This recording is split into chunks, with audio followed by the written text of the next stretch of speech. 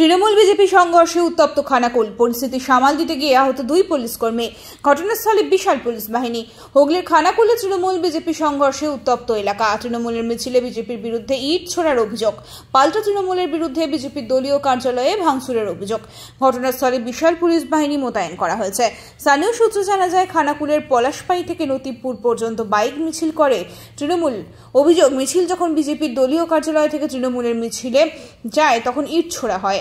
ঘটনাটির জেরে উত্তপ্ত হয়ে ওঠে এলাকা। ঘটনার প্রতিবাদ জানিয়ে খানাকুলের রাজহাটিতে রাস্তা অবরোধ করে বিক্ষোভ দেখায় বিজেপি। বলপাই এলাকায় অবস্থান বিক্ষোভে বসে তৃণমূল।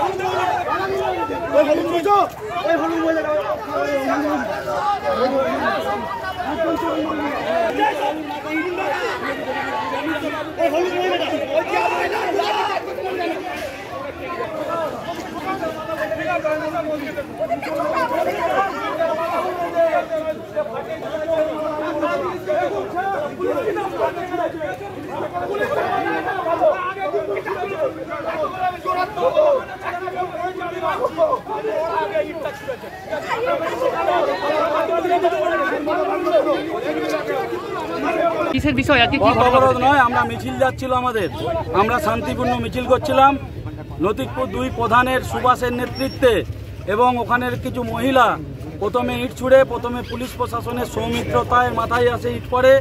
আমার যে দেহরক্ষী তার হাত ফেটে যায় এবং আমাদের 2 লোককে ফুললি এরকম বড় বড় থানির দিয়ে মেরে মাথা ফাটায়। তার দিকে খানাকুল 2 ব্লক গ্রামীণ হাসপাতালে ভর্তি করা হয়েছে।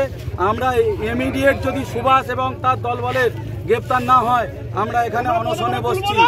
আমরা যতক্ষণ তুলব না, আমরা পাল্টা মারলে মারতে পারি, আমাদের এখানে ছেলে আছে, কিন্তু আমরা পুলিশ প্রশাসনের উপর ভরসা রেখেছি। যদি বড়বাবু গ্রেপ্তার না করে তাহলে আমরা এইখান থেকে অবরোধ তুলব না, আমরা ধর্নায় বসে। এটা কোথা থেকে কোথা পর্যন্ত মিছিল হয়েছিল? ঘটনাটা কোথায় ঘটেছে?